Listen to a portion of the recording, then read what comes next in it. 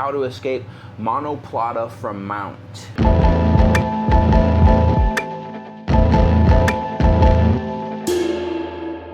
All right, shout out Nahom Yacob 7539, who says right here in the comments, awesome video and nice escape from armbar. Can you make a video of how to escape monoplata from mount?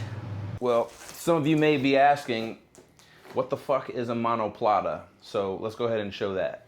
We're in the mount. To do a monoplata is an attack on the arm. It's like a Kimura attack on the arm. A lot of times this is going to be a setup that happens to you if you make a mistake of extending your arm.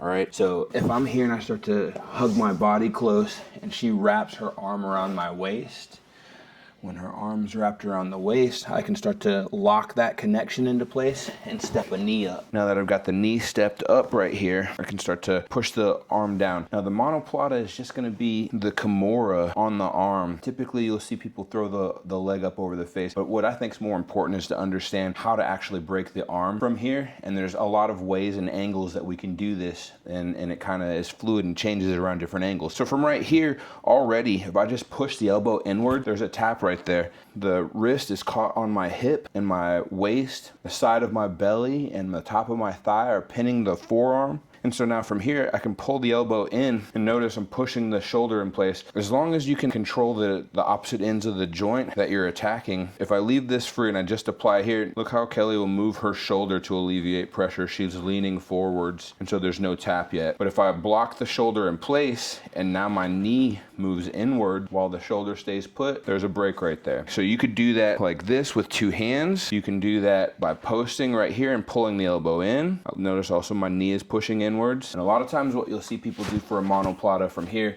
is they'll step the foot up over the face, which starts to lock this out. Now from here, we don't even have to fall yet. This is already very tight, just a little bit more pressure. There's another tap right there. We could fall, sit down right here, crossing our legs across. And now look, same position.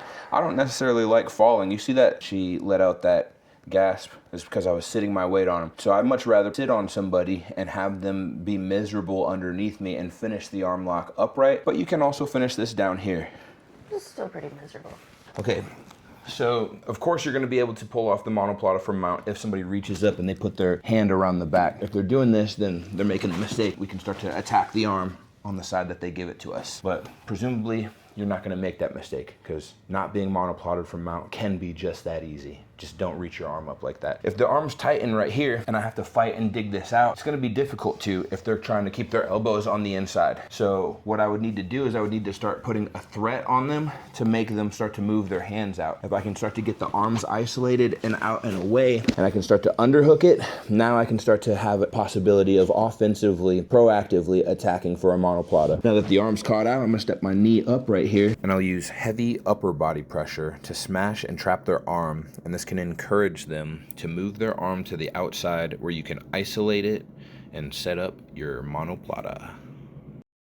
So once from here, I would just finish it upright every time, honestly, because once you get this locked, if you can just figure out how to apply the pressure, you're above them. Even if it fails somehow, and they say they give me a strong disruptive bridging motion and yank their elbow from me in the process, well, no big deal. I'm still in mount, and I can still do all my damage from the top of mount. So falling back to do a monoplata, I don't prefer it that way either. I would also try to finish that with the upright angle every time. So now, presuming you're not making the mistake of giving up your arm, and a more skilled opponent is actually good at isolating your arms, then let's look at this idea of disruptive bridging to shut down monoplatas. So if I'm here and I'm trying to keep my elbows tucked in, and they start to pressure my neck or force my hand down, and they force me to raise my arms up. And so now from here, they concentrate on taking the arm and putting it behind the hip, and they're starting to lock this. Now I'm in trouble already because my elbow is up and away from my rib cage. I'm in a lot of trouble, and my arm can start to be attacked in all these different angles. So if this is happening to me, what I want to do is I lift my feet up. I don't know if you can see in the background over here. My feet come off the ground and I stomp so that my hips can give an explosive bridge. Any direction that I feel that they don't have good base, like right here towards the front of the right toes, that's not a good spot because there's good base right there. Upwards in this angle into the knee, like that, that's not good. But note, the hand starts to come down right there, so there's no base back in this direction. So I'll use my hands or my feet, and you can start to bridge them and start to disrupt their stability in the position so that I can then take my elbows back and get them close. So now anytime that she starts to isolate my arm out again, I'm just gonna give disruptive bridging motion and pull my elbow back into my rib cage. She tries to isolate my arm out and away from my body. What about go back, not with your knees, but dig out an underhook? Yep, she digs out an underhook. I'm on this side. My hand over here is gonna push the ribs, and I'm gonna bridge her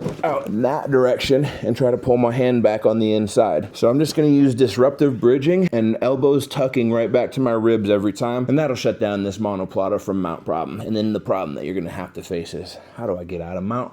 Which is next video. Okay. That's probably gonna look cool.